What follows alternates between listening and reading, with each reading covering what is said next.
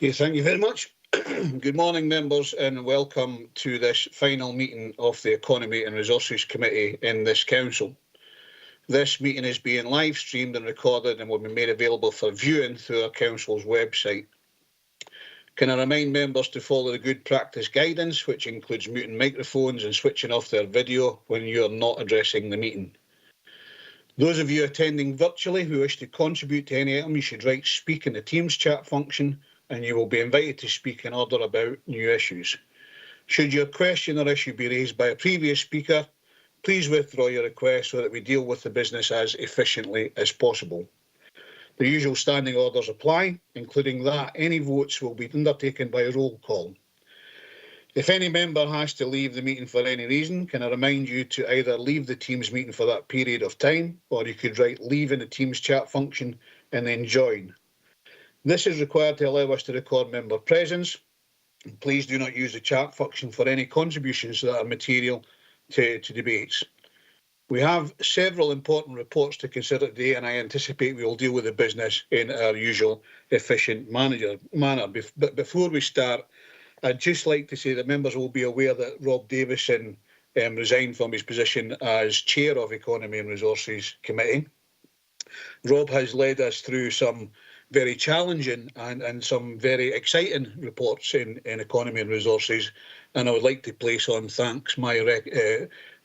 record my thanks for what Rob has done over the last number of years.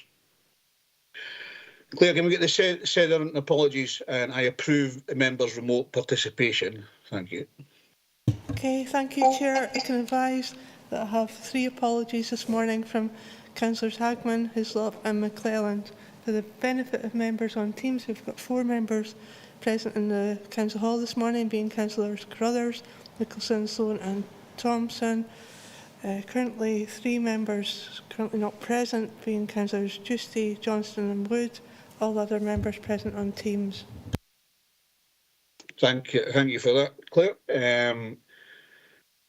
Do we have any declarations of interest?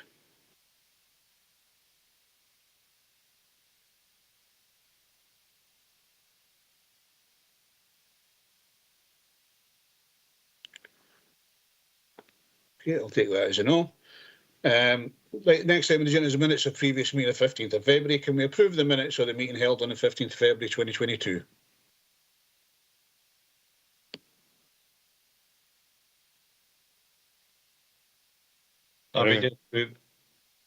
Thank you. Okay, then we have item number 4, which is the draft National Planning Framework for Local Development Plan Regulations and Guidance, Open Space Strategies and Place Efficiency Assessment, Regulations, Consultations and Local Place Plan Update.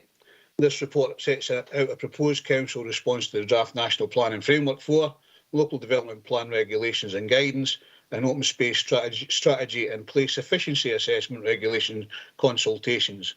Members are also updated on the work required to prepare the Council's next local development plan, and Shona McCoy, John Doig and Fraser James are here to assist members with any questions. Shona, have you got anything to add to the report? No, nothing further to add. Thanks. Thank you. Members, any questions?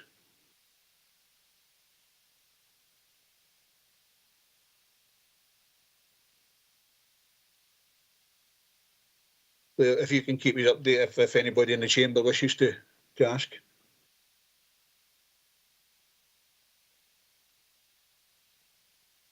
Yeah. It seems you've kept us well up to date, Shona, on things like this, with draft things, and so I'll go to the recommendations. Members are asked to, excuse me, I'll get the Facebook. 2.1, agree the Council's response to the draft National Planning Framework 4, consultation set out in Appendix 1. Agreed that. 2.2, agree the Council's response to the Local Development Plan Regulations and Guidance consultation set out in Appendix 2. 2.3, agree the Council's response to the Open Space Strategy and Place Efficiency Assessment Regulations consultation set out in Appendix 3. 2.4, agreed to authorise the Head of Economy and Development to make minor changes to the consultation responses to take account of the Scottish Government's consultations workshop outline in paragraph 3.5 prior to submission to the Scottish Government. 2.5 to note the Scottish Government have published Circular 1/2022 in local place plans and created an Our Place website as outlined in paragraphs 3.28 to 3.30. And 2.6, note the changes being made to the development plan system, the impact it will have on the working resources needed to prepare the local development plan 3 as outlined in paragraphs 3.32 to 3.37. Are we happy with that? Agreed. Thank you very much. We'll then go on to item number 5. The committee has presented, it's a development management review, and the committee has been presented with an update on progress in addressing pressures within the council's development management function, and includes the outcome of an external review commissioned to examine processes, procedures and organisation of the function, which makes recommendations for improvement which we are being advised to accept. Members will recall that planning service performance and timescales have been affected by a number of factors which have had consequent impact on customer complaints and negative feedback. This is a major concern for the council, especially given the key role new development play in rebuilding our local economy. I'd also like to welcome Mr Jim Birrell, the author of the Independent View, who is joining us today to answer any questions on his report, included as Appendix 1. And Steve Rogers and David Sutter are also here to assist if members have any other question. Jim, have you got anything to add to the report that you gave us? Only very briefly, Chair, just to say I was very grateful to get the Commission to carry out this work for Dumfries and Galloway. And initially, because of COVID restrictions, I thought it'd be quite a restricted review and survey. But I found that actually using the questionnaires enabled much better participation with the staff and the customers. And I think you'll see from the appendices, very full responses, excellent feedback from staff and customers, which will really give the officers a good foundation for hopefully taking the action plan for improvements forward. That's all I have to say, Chair. Thanks very much, Jim. And again, thanks for doing the report for us. Steve, you got anything to add? Thank you, Chair, and good morning, members. No, there's nothing further to add to the report, Chair. Thanks. Thank you very much, members. Any questions, comments?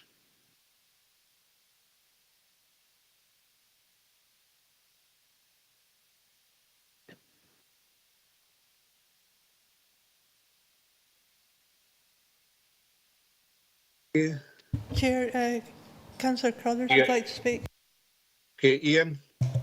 Thank you, Chair.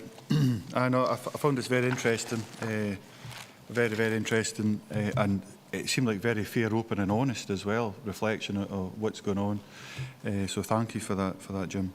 In regards to the appendix in particular, I have got some questions in regards to the recommendations, the decisions we're looking to make today, and further information in regards to them. But a couple of, I suppose, governance points first, if that's okay. So there was an Employment Appeals Committee the back end of October last year. So when I was reading this, what the information that was in the appendix reflected very much what was contained within that, without going into any information at all. I'll be very strict in that. But I mean, there was a decision made. I just wanted to be absolutely clear in governance terms. I have raised this with the interim chief executive and the head of legal as well, just for clarity. I'd like to hear it in committee today, that there isn't any conflict in regards to what's the decision that was made there at that committee and the decision that will potentially be made here today. I just want to be absolutely sure and have that in open public domain that any decision there has been fulfilled and satisfied and dealt with, and there's no conflict, because it certainly reflects the agenda. That's the governance question. Then the other questions after that's been answered, Chair, if you don't mind, is round about the financial implications of this particular report. Thank you. I'll bring Lorna in on this one, because I had a discussion well earlier on about this. Lorna, are you there?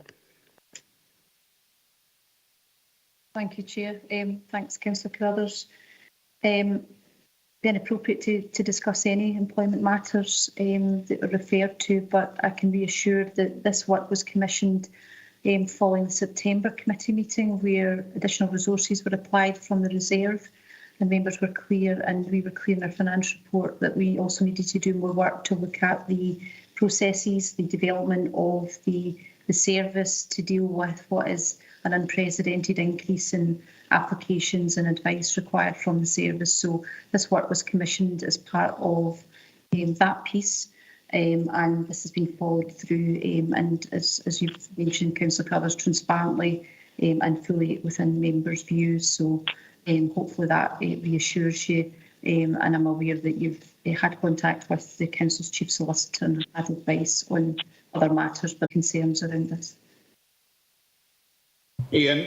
Thank you, Chair. So I suppose my question was posed specifically around was there any conflict between the decision that was made at that Employment Appeals Committee, and what I'm emphasising here, I think, is has that been satisfied? Has it been dealt with, that particular decision?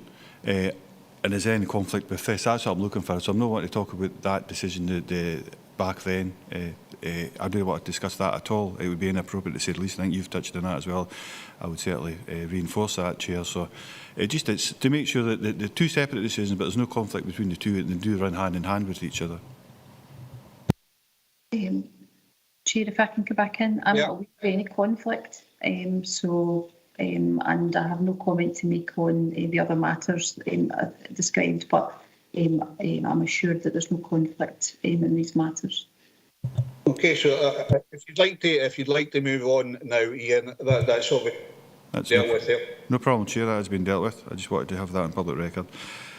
So it's in regards to the decision we'll make. It's 2.3 in particular, but 2.4 touches on it as well. It's at 3.4.1.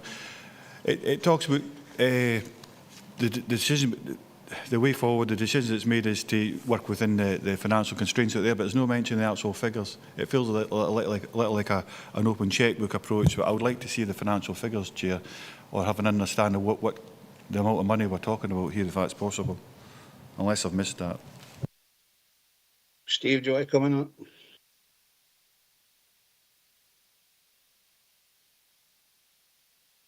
it? Yeah, Chair. I think the latest figures were reported as part of the revenue budget update at the previous committee, and clearly we're now working towards the year end, so we will have a clearer figure for how much of our fee income over recovery can be added into the service reserve, and then that would form the basis on which we could further consider expenditure in line with previous decisions by the committee, which really will facilitate the reinvestment of some of that fee income. We're also in discussion with our finance colleagues about a prudent amount to leave remaining within that service reserve so that it still fulfills its original purpose, which was to provide a safety net for any future under recovery of fee income. So at the moment, Chair, it is a bit of a moving feast, and I would certainly be in a position to report that more clearly once we do the first progress report, subject to members' consideration this morning, once we do the first progress report on the delivery of the action plan. Okay, Ian, are you happy with that? No, how much is what I was looking for, Chair. That was my specific question in regards to finance, and no other question was in 3.41 it alludes to the 17 recommendations. I just wonder if we had a brief summary in regards to them as well. But no, it's a number I'm looking for. It's an actual number, Steve, please. Steve? I don't have a figure to hand, Chair, but I can certainly provide that out with the meeting so that members have got a clear understanding of the amount that we're talking about in terms of what the current position or the year-end position will be with regard to that service reserve. And I'm taking it any future report would have the reasons why the spend would actually happen. Yes, Chair, that's the intention.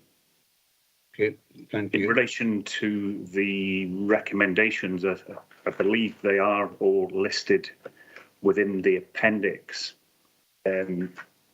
which, and I think that if you look to page 160 in the papers, there's a list simply of the 17 recommendations that are contained in Jim's report. Okay. Thank you for that. I'll move on to Jim McComb. Thanks, Chair. I note that most staff consider working from home to have been beneficial. However, that may not be the opinion of the customers. Thinking in terms of no officer site visits, the lack of joined-up teamwork and team support, I think development planning is one area where home working has adversely affected the system. Would you agree, Steve, that we do need to get back to more joined-up teamwork, more site visits, and indeed more manned offices? Steve. Chair, thank you. I think certainly the easing of COVID restrictions now and the move towards hybrid working makes all of those things that Councillor McComb refers to possible and indeed desirable. And that will certainly be a factor in terms of the work that we take forward with regard to those recommendations. I think Jim did get feedback from staff and also formed a view on the extent to which he thought that, or he believed that the kind of restrictions or constraints of working throughout the pandemic had impacted on performance. And I think, without wishing to paraphrase his report, and I'll maybe bring Jim into comment on this, that whilst there was an impact, it didn't have a significant impact on performance, and it is not the sole factor explaining some of the challenges and difficulties that have been experienced in terms of performance over the last 12 months. Jim, do you want to comment on that? Thanks, Steve. Yes, there's a lot of feedback from staff on the kind of positives and negatives associated with home working. I think the majority felt that it was actually beneficial, certainly for their workload and the management of their workload. On the other hand, some of the customers did say that they felt a wee bit of distance between them and the staff, and the kind of contactability was mentioned quite a few times from customers, that I think they wanted to get back to the previous service, which was an excellent service with duty officers, staff able to get appointments at the offices and that. And obviously that wasn't possible during COVID. But as Steve rightly says, we're emerging out of that situation now, and a move towards hybrid working and presumably a return to the office for designated staff when that's appropriate, Chair. Thank you. Thanks for that response, Jim. Ronnie Tate. Thanks, Chair. Just on the position of the duty officers and the full pre-application advice service, is that now up and running again? Steve. Chair, yes, thank you. It is the full pre-application service is up and running, and also we have reintroduced the duty officer rota. Thank you. Are you happy with that, Ronnie? Okay. Ian, you want to come back in? Please, Chair, if that's okay, if there's no other speakers, just to make a proposal. My mind wasn't completely made up. I had strong thoughts in regards to this, so I think it's absolutely, like I say, it's a fantastic review what we've had here. Going back to the history on it, I think it's a shame we had to get to this point in the first place. A lack of spending. It's almost shameful. That's how it feels, anyways. But anyways, we're all behind it. I think we're all very much for moving forward in the right direction. But for me, Chairman, I don't feel comfortable making a decision here today because there's a lack of information in regards to the financial implications in particular. I don't feel comfortable with that. I've asked a number of other questions, which is very, very vague answers. So I would move that we actually defer this item to the next Economy and Resources Committee until such time as we get that further financial information in front of us. Thank you, Chair. Well, if you, Ronnie, do you want to come back in? Just before I answer. Sorry, Chair, no, just historical. Okay. Okay, thank you. I can't see I can't see any other members want to come in, and Ian's put a suggestion forward. I would suggest that we need to move forward with this report today. The information on the funding has been given to previous Economy and Resources Committee. We've been given the agreement that further reports providing, progress and application within. Somebody's phone on. We've been given the assurance that any further reports will actually happen, and I will be recommending that we go with the recommendations as is. I'm just wondering if I have a seconder. Chair, can I come in and second Councillor Crother's motion? Okay. Chair, I'm happy. I'm next to speak, so I'm happy to second that. But I just wanted to check in view of what Councillor Crothers is saying. Can I ask the governance officer if the report before us has the information that we require to make those decisions? Okay, so I'll ask the governance officer that first before we move on. Okay, thank you. Of course, the report in front of you has been through the required processes to assure that the information is in the report that members require. Of course, it's for members to determine whether they feel they have the information necessary. Thank you. I've got a few members wanting to speak on this. Tommy Sloan. It's already dealt with, Chair. Okay, thank you. Ronnie Nicholson. No, it's already been dealt with, Chair. But it's just a comment, really. There's been a statement made about a sorry state that we got here because of lack of funding. Can I ask the author of the report if that was the main cause of the difficulties? Because it has been through 2 years of COVID. More than 2 years of COVID, and lots of changes within the structures had to take place because of that. So we understand the difficulties being over these past couple of years. So just on that basis, maybe have the author of the report's opinion on that. Jim, can you give us your opinion on the issues with COVID and things like that, and obviously the funding issues as well?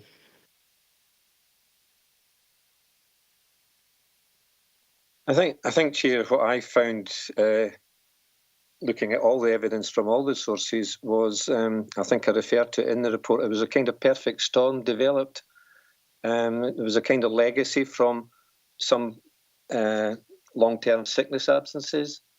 There was some legacy issues from previous posts that were not filled, and I can understand there was corporate reasons for trying to achieve savings at certain times in the past, and that's been fulfilled, but there's obviously always an impact when you're doing efficiency savings. And I think the biggest challenge, Chair, COVID, I think we've taken as a kind of neutral impact overall. There was a lot of good things came out of it, and time for staff to concentrate on some work areas now that they found sometimes was more difficult in an everyday office situation. But I mentioned the customer contactability. But I think overall, Chair, that the issue is one of trying to make the structure as resilient and sustainable as possible. And I think I mentioned quite a lot of factors in the report, but you've just gone through a report there in terms of the National Planning Framework. And if you actually analyse that from a resources point of view, the extra responsibilities and roles for staff, not just in the development plan team, but particularly in the development management team, are all unfunded from central government. And there's got to be big issues, which I referred to in the report, at a corporate level. If we really want to tackle the climate emergency and zero carbon and placemaking and all the other high-level subjects that you've just referred to in the previous report, Chair, that's got to have a big impact on day-to-day development management workload and the wider portfolio that your head of service is in charge of. So I make mention of that as well. That there's kind of trying to foresee some gaps. There are inherited gaps that I identified in the structure, particularly on the basis of the vacant team leader post, which I think is a fairly obvious one, perhaps. But it's not just filling that like for like. It's to give the senior managers an opportunity to assess the overall resource requirements that they will need going forward. Yes, thanks for that, Jim. Very, very comprehensive answer. Thank you. Ronnie Tate, did you want to come back in? No. Okay. So, Claire, I think we've got a motion and amendment. Can we go through that, please? Right. I've got a motion proposed by Councillor Carruthers, seconded, please correct me if I've got this wrong because it's difficult to pick up on who's speaking, seconded by Councillor Tate, I believe, to defer the report, for more financial information. The amendment, and this would be a procedural vote, is proposed by yourself, Chair, seconded by Councillor Marshall, that it gets determined today. Yep. Okay, so going to the vote then, Chair. Amendment. Councillor Brodie. A motion. Councillor Campbell. Amendment. Councillor Carruthers. Motion. Councillor Fairbairn. Motion. Councillor Ingalls. Motion. Councillor McComb. Amendment. Councillor Marshall. Amendment. Councillor Martin. Amendment. Councillor Murray. Amendment. Councillor Nicholson. Amendment. Councillor Sloan. Councillor Sloan. Motion. Motion. Councillor Tate. Motion. Councillor Thompson. Amendment. And Councillor Young. Amendment.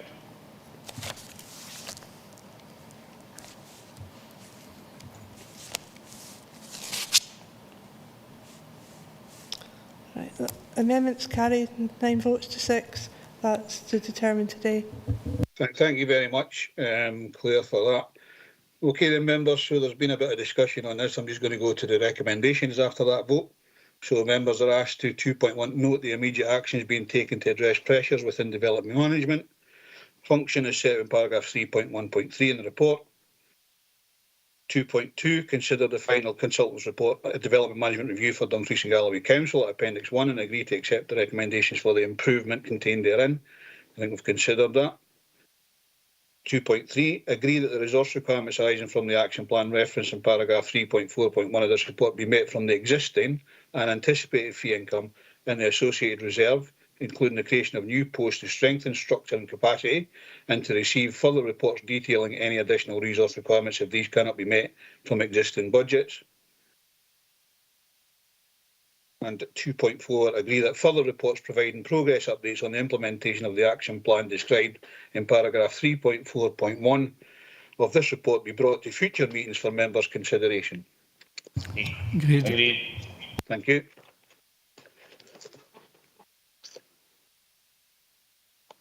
We'll then go on to item 6, which is the Local Development Plan Draft Newton Stewart Conservation Area Character Appraisal and Management Plan Supplementary Guidance Report by Head of Economy and Development.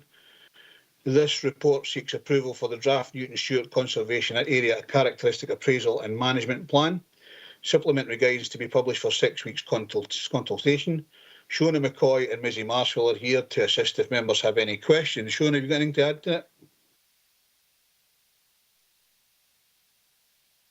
Chair, no, sorry, nothing further to add. I couldn't find my mic button there. Okay, thank you. Members, any questions?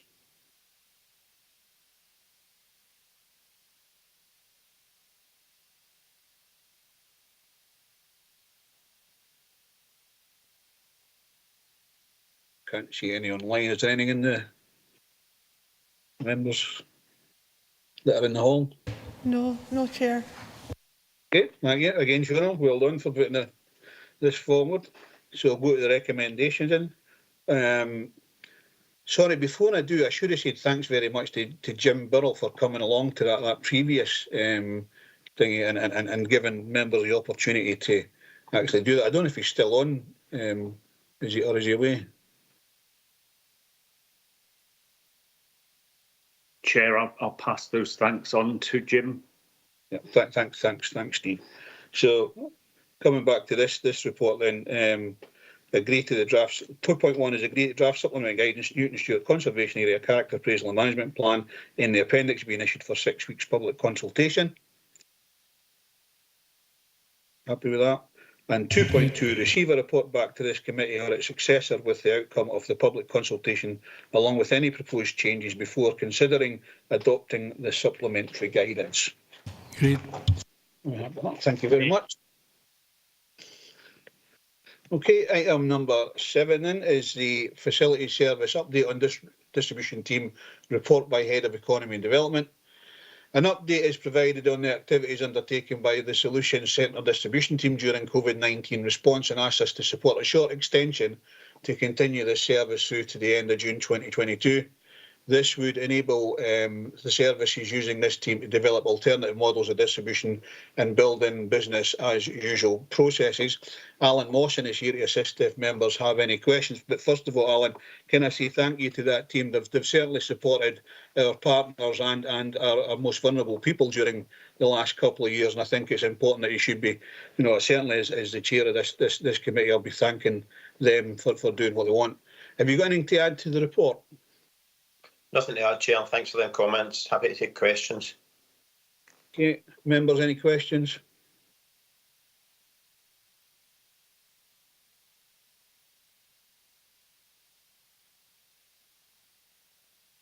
Okay, I can't see any. Anything in the hall? Councillor Nicholson. Okay, Ronnie? No, it wasn't a question. No, it was just to note 2.122 and agree 2.3. Okay, thanks very much, Ronnie. So the recommendations are to note 2.1, note 2.2 and agree 2.3. Alan, thanks very much. Good. Thank you, Chair. Okay, if we move then on to item number 8, the Town Centre Living Fund, report by the Head of Economy and Development. This report seeks members' agreement to allocate £1 million from the Council's tax second homes income to deliver the 2022-23 Town Centre Living Fund and agree the priorities and criteria of application for funding. The report seeks members' agreement to allocate funds from the 2021-22 allocation, and Jamie Little is here to assist if members have any questions. Jamie, have you got anything to add to the report? Thanks, Chair. Nothing further to add to the report. Thank you very much. Members?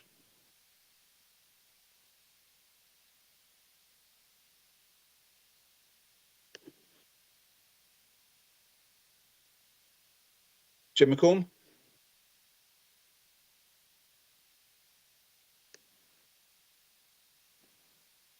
Thank you, Chair.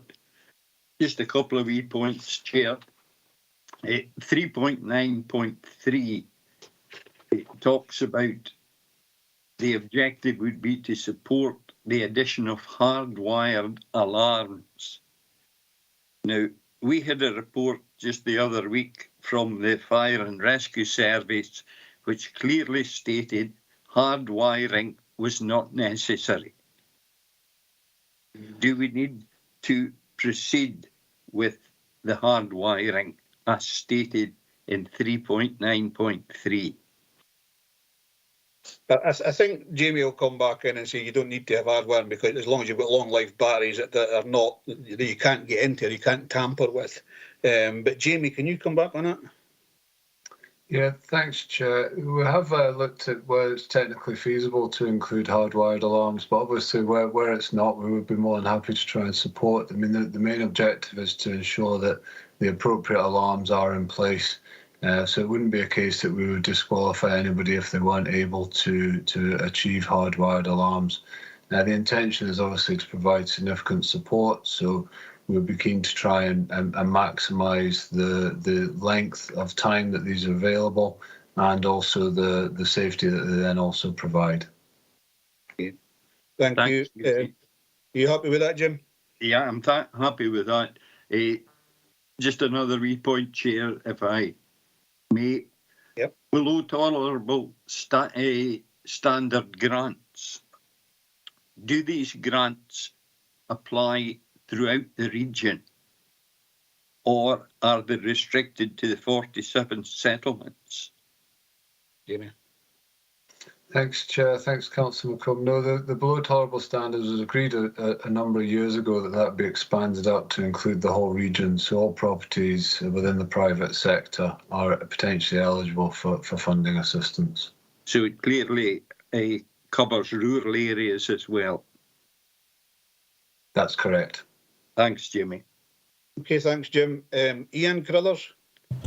Thank you, Chair. Jamie, it's paragraph 3.9, fifth bullet point. It talks about, which is page 269, it does not have an acceptable freshwater supply or a sink with hot and cold water. What I'm coming across more and more, especially with the drier summers that we've been having, is private water supplies that are running out for maybe a week to a fortnight at a time during the summer, and environmental standards get involved. Jamie, I just wonder, does that apply to them at all? How far-reaching is that? Yeah, thanks, Councillor Carruthers. Yeah, we have in the past provided more secure water supplies to properties. It hasn't happened for some time now where we've been required to do that, but we are able to come in, and if people do not have a secure water supply, we can look to provide assistance. Now, there was one case a number of years ago where there was a number of settlements that were being served from a private water supply that was drying up in the summertime, as you've alluded to. And we did provide support under those circumstances. So yes, that is something that we would consider to be eligible, because that would be a breach of the tolerable standard. Thank you, Jamie. Thanks, Chair. Thank you. Okay, thank you. John Young. Thanks, Chair, and thank you, Jamie, for this report. A wee bit of clarification. 3.8 empty properties. 3.8.1 says to allocate 300,000 to provide assistance of owners of empty properties that have not been residential accommodation for over a year. Would that enable commercial properties like empty shops be converted by their owners into residential properties? Would that receive grant assistance under the scheme? Jamie. Yeah, thanks, Chair. Thanks, Councillor Young. Yes, we have carried out a number of conversions from commercial properties to residential through the funding in the past, and reports have been brought back to members on that particular subject. We obviously are subject to the owner of the property getting the appropriate permissions through the planning service as well. But we have carried out a number of works where there has been conversions from a commercial use to a residential. Happy with that, John? Very happy with that. Thank you for the clarification, Jamie. Jim McComb, is that a legacy hand, or you got a new question? It's legacy, Chair. I'll remove it. Okay, thank you very much. Any others? Okay, if there isn't any others, then we'll go to the recommendations. Members are asked to agree 2.1, the allocation of 1 million from the Council Tax on Second Homes budget to deliver the 2022-23 Town Centre Living Fund. 2.2, to allocate 500k from the 2022-23 Town Centre Living Fund to support housing developments that will contribute to the regeneration of town centres. And 2.3, to allocate 200k from the 2022-23 Town Centre Living Fund to widen the geographical scope of grant assistance for owners of empty properties in town centres to include settlements across the region to help bring them back into use as affordable housing, subject to the detailed criteria. 2.4, to allocate 300k from the 2022-23 Town Centre Living Fund to provide grant assistance to tackle below tolerable standard properties across the region, subject to the detailed criteria, paragraph 3.19. And 2.5, to allocate 400k from the 2021-22 Town Centre project budget to support the delivery of the Strategic Housing Improvement Plan project at Station Road, Dalby. Everybody happy with that? Good. Excellent, thank you. Okay, so item number 9 is the Housing Scotland Act 2006 Scheme of Assistance, report by the Head of Economy and Development. This report seeks agreement of the committee to make recommendations to the full council for the transfer of funding for the delivery of the care and repair, small repairs, home support, food train at home and dementia-friendly design services to the Integration Joint Board for the next financial year. Jamie Little is here to assist if members have any questions. Jamie, have you got anything to add to this report? Thanks, Chair. Yes, one further point to make on this report relating to the procurement of the care and repair services. Obviously, this is very live and we're working this regularly with colleagues in the IJB, so it's worth providing an update to say that the options appraisal has now progressed to identify a preferred solution, and final work is now underway to prepare to ensure that the continuity of service going forward continues.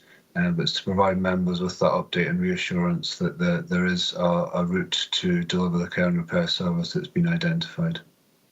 Thanks very much. Members, any questions, comments?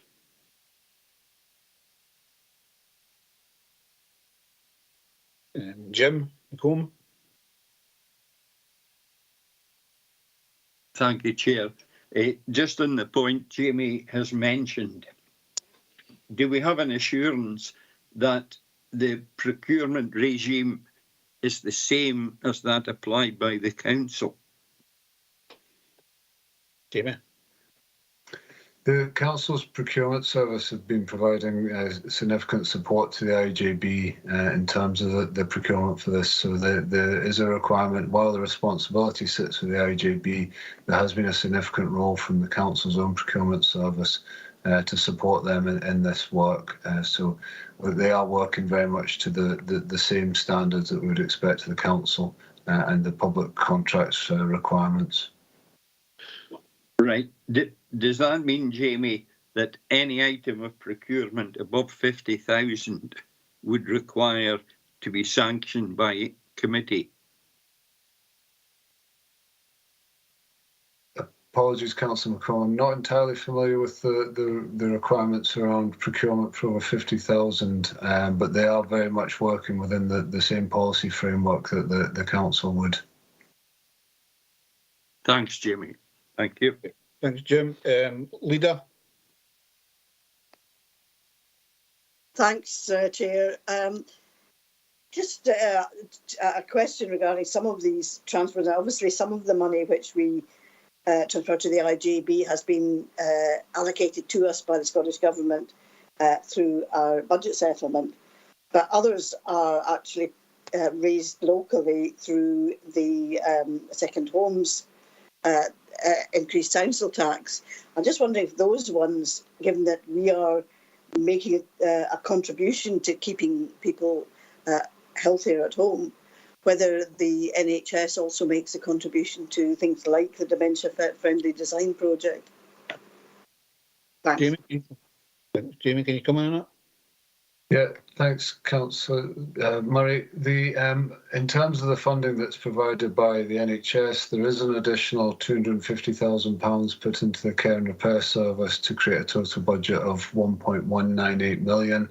In terms of the funding for the other additional projects, these are solely funded from council tax on second homes.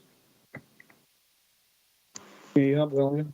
Obviously, you're happy to know that the NHS contributes to care and repair, but I would have thought things like dementia-friendly design would have been of interest to the NHS as well as to us. And I just wondered what sort of, have we had those conversations with the NHS about the possibility of them making a contribution?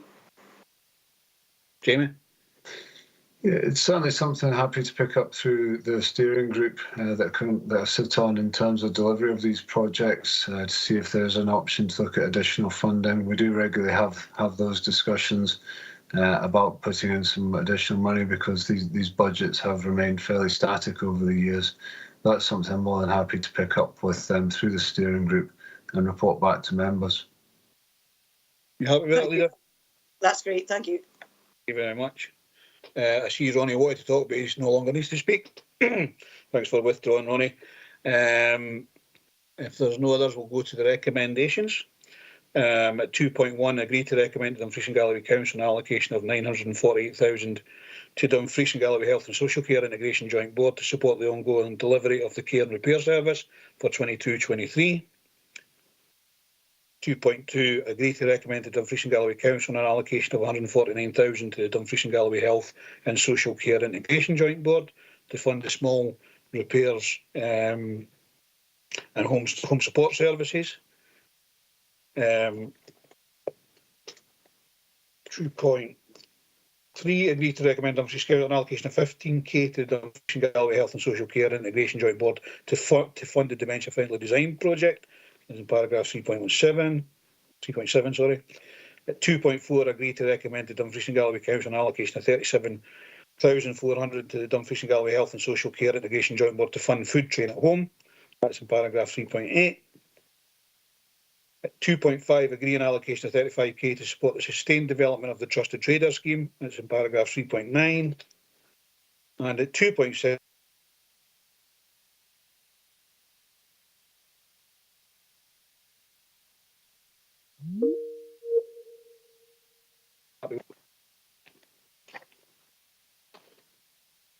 okay, thank you.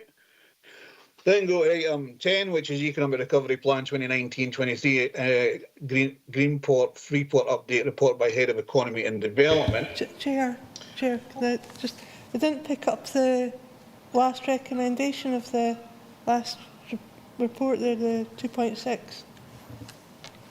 Is that the allocation of £30,063 to the Energy Agency for Development a Local Authority Flex Scheme? I did say that. So it must have been a connection issue.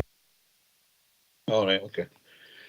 Okay, so on item number 10 then, we are provided with an update on the Economic Recovery Plan and including an update on the opportunity bid for green Freeport status for the ports of Cairn Ryan, and seeks approval to allocate funds for specialist external assistance in preparing the bid along with other private and public sector partners. Steve's here to assist if members have any questions. Steve, have you got anything to add to the report?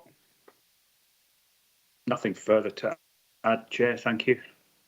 Thank you very much. Members, any questions, comments?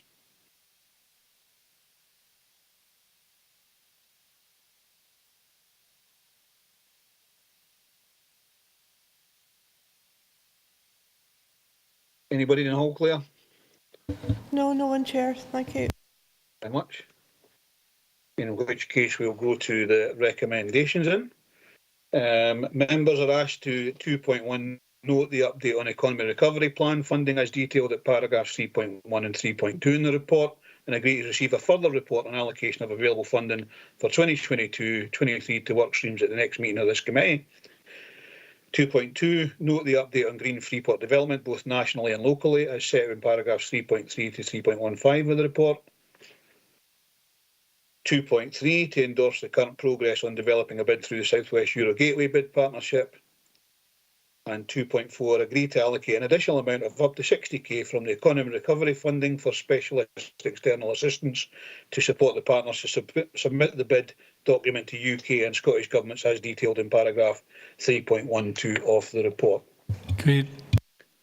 Thank you.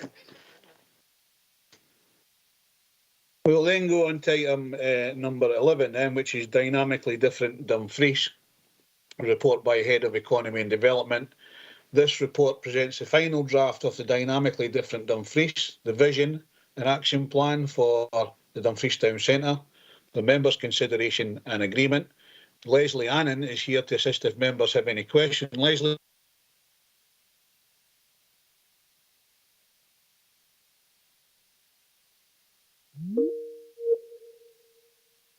Members' question.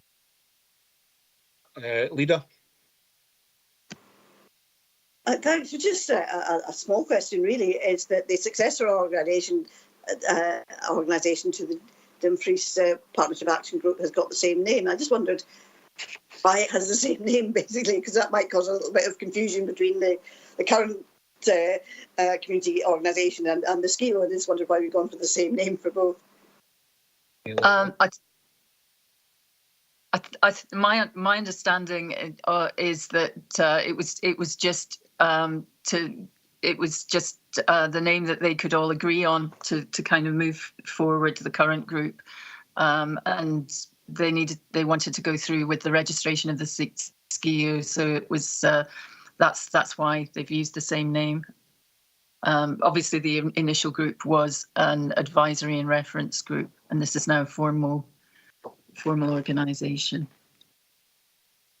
I think it's just important that people realise that it's changed, and that no, it's only a small point, but just it is a development, and it is important that people realise that it's not the same organisation; it's something new. I think that's good. Thanks, Leader. Richard, Jodie.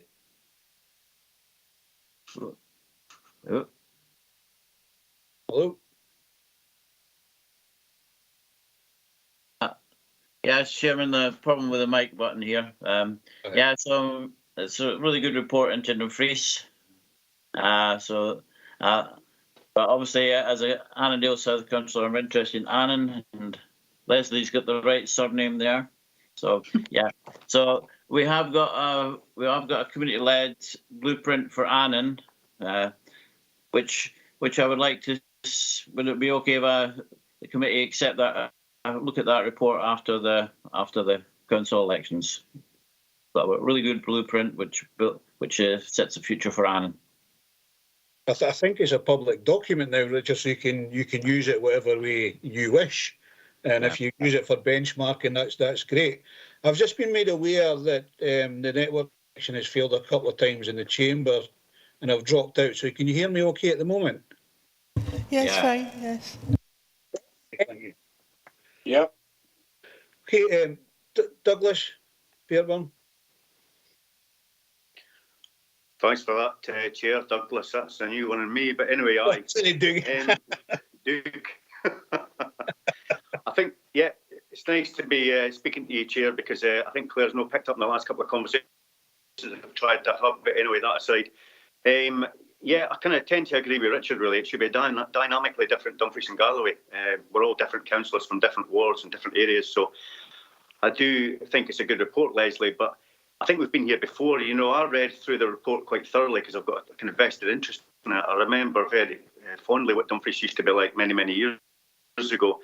And we've had many town centre managers and many town centre sources that we've all went to and seen and come and gone. But I would just like to think that if this report, if it is actually going to produce the goods, then we're not going to be here in another 10 years' time saying, well, here's another dynamically different report in Dumfries, So I don't think I'm probably speaking for myself here. I'm probably speaking for others as well. So it would be nice to see it kind of maturing and something coming out of it. But yeah, it's a very good report. Thanks very much. Thanks, Chair. Thanks, Doug. Get you right this time.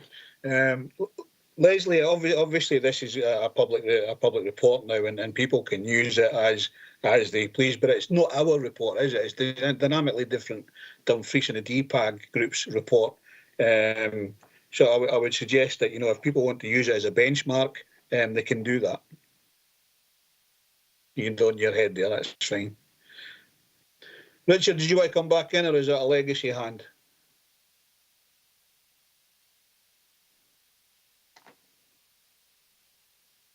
Legacy, thanks. I'll get rid of it. Thank you. Thanks very much, folks. If there is nobody else, then we'll go to the recommendations. Members are asked to, at 2.1, approve the final draft of dynamically different Dumfries included as an appendix to this report.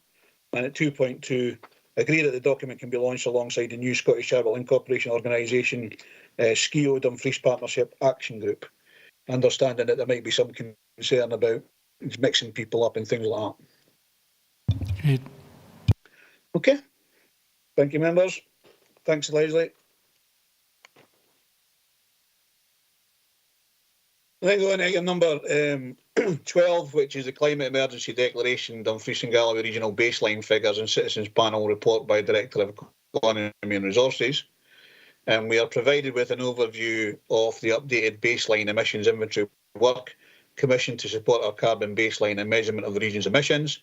The progress on the delivery of the Council's commitment to establish and progress on a citizens panel is also provided. And Simon Fieldhouse and Sarah Farrell are here to assist if members have any questions. Simon, have you got anything to add to the report, or Sarah? Thank you, Chair. Nothing to add to the report. Thanks very much. Members, questions, comments?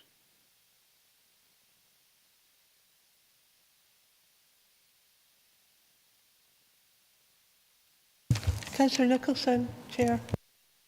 Okay, thanks, Ronnie. It's not a comment, just to agree the note 2.1, 2.2, 2.3 and 2.4 in the recommendations. Thanks very much, Ronnie. If there is no any comments, thanks for the report. You guys, that's obviously the members are very supportive of what the council's priority is in this, and we look forward to working with the citizen panel in the future. Just one maybe point of clarity for myself is obviously we have the NFU working alongside us. There was a bit of concern that the agricultural industry in a certain part of Dumfries and Galloway may not be involved. Are we making sure that the agricultural industry is being involved in any discussions and any outcomes of those meetings?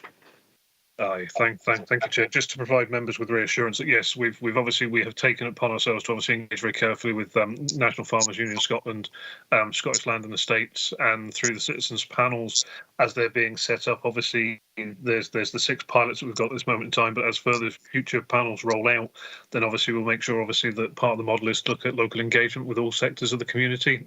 And obviously one of those is to try and ensure that we have representation from landowners and farmers on those groups. Okay, thank you, Leader. Thanks, Chair. I think the concern that was raised at the Community Planning Partnership Board wasn't just about landowners or farmers. It was actually about the people who live in parts of Dumfries and Galloway which currently do not have a pilot project or a citizen panel. And I think it's wider than the business owners. It's actually the people who work in those sorts of businesses and who live there. So I think it was Councillor Maitland who raised it, but there are significant parts of the security which are not currently represented in the pilots. And I think probably she and indeed people who live in those areas would like some sort of reassurance that their voices as communities, not just as businesses, but as communities, their voices will be heard when we're looking at how we tackle climate change across the region. Thanks. Simon, Sarah, can you give that assurance? Aye, thank you, Chair. Yes, without a shadow of a doubt. As I say, these are just the pilots. We are looking to obviously roll out further sort of settings and sort of community engagement in the future through the citizens panel model, and obviously we'll ensure that we try and get a voice to everybody within D&G as we can. Okay, thanks very much. On that, then we'll go to the recommendations, as Councillor Nicken says. I'll be happy to note 2.1, 2.2, 2.3 and 2.4. Noted. Thank you. We'll move on to item number 13 then. We've got the Galloway and Southern Ayrshire Biosphere. This report requests our agreement to an extension to the existing service level agreement between the Council and Galloway and Southern Ayrshire Biosphere, and to consider supporting a recommendation to Financial Procurement and Transformation Committee to lease land to the Biosphere for the development of an office base. Anna Johnson and Simon Fieldhouse are here to assist if members have any questions. Simon, have you got anything to add? Nothing further to add to the report, Chair. Okay, members? Councillor Crothers, Chair. Okay, Ian? Just a really quick one, thanks, Chair. Simon, I just wondered, is this, looking at 2.5, the recommendations, it's got to go to the Finance Procurement Transformation Committee. Will that happen this term before May? Simon? Thank you, Chair, and through yourself. Yes, we've got a draft report that's prepared and ready to go subsequent to the outcome of today's discussions. You happy with that, Ian? Very. Okay, thanks very much. Okay, so we can go to the recommendations, members. Are we happy to note 2.1, the current service level agreement on 31st of March 22 is the ending.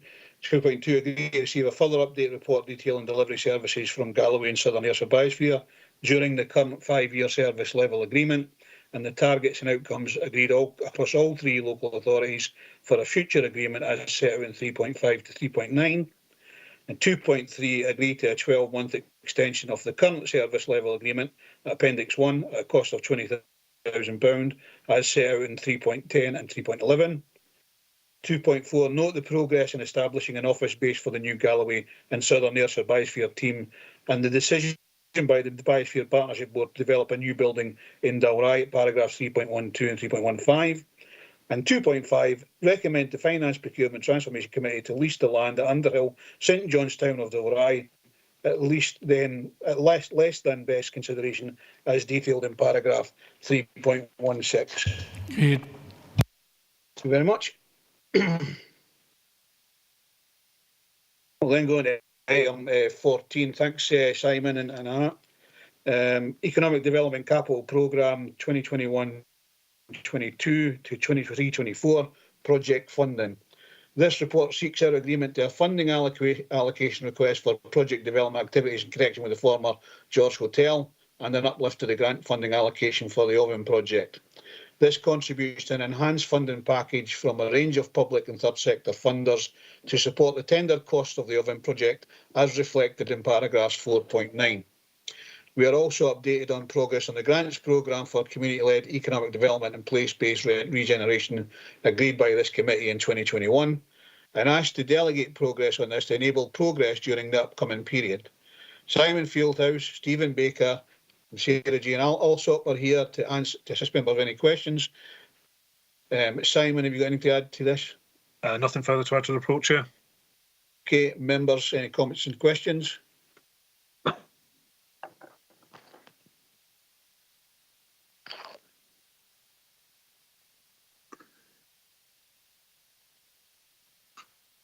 Anything in the hall? No, Chair. So apologies, Councillor Nicholson. Councillor Nicholson. Thank you. If there's no further questions, just to agree 2.1, 2.2, 2.4 and 2.5 and note 2.3. Thank you very much, Councillor Nicholson. Are we happy to do so, members? Agreed. Thank you very much.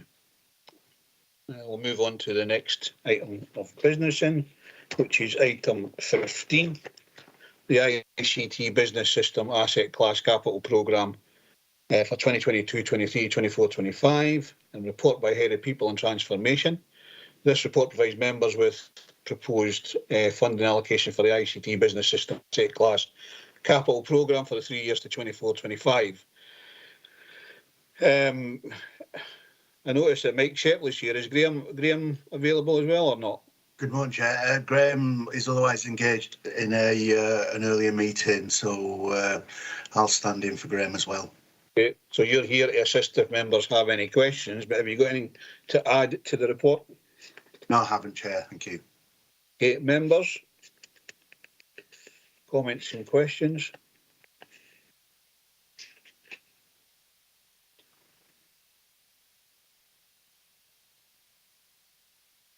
If there is none, we'll go to the recommendations then. Our members are asked to, at 2.1, agree the funding allocation within the ICT Business Asset Class Programme for 22-23 as set out in the appendix. And 2.2, note the provisional funding allocation for 23-24, 24-25. We're happy to agree those. Agreed.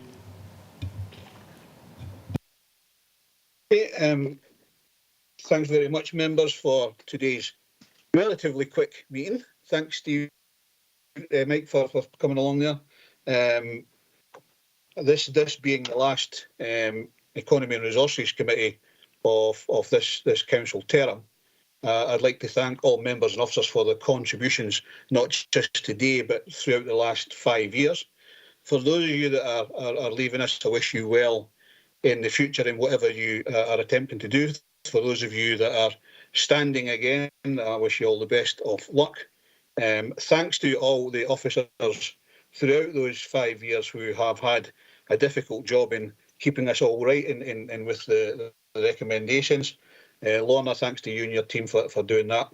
And I shall close the meeting at that. Thank you very much. Well chaired. Thank you, Chair.